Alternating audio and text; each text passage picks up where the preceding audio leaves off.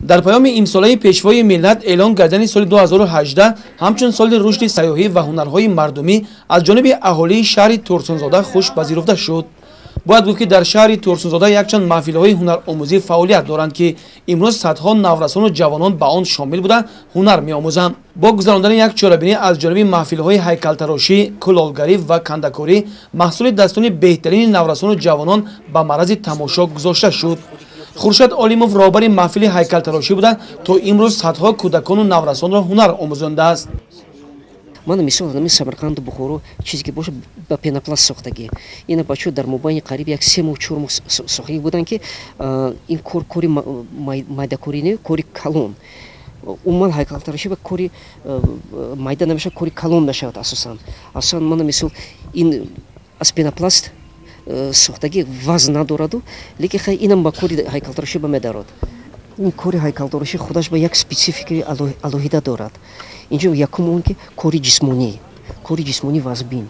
Мисол на ин ки одам булғақати кор мекунад, цементам мебардорад, қумом медорад, сангбам кор мекунад. Бинобар ин ман бачаҳои худама, талабаи худама ҳамеша мефаҳмонам ки спорт қади машғул шаванд, варзиш бо варзиш.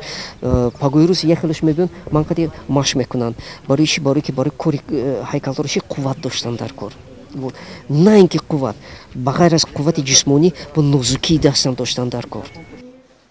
ба хотири ҳавасманд намудани аъзоёни маҳфилҳо аз ҷониби шӯъбаи маорифи шаҳри Турсунзода ва бахши ҷавонон ба таври доимӣ озмунҳо ташкил гардида, ғолибон ҳамеша ҳавасманд гардонда мешаванд.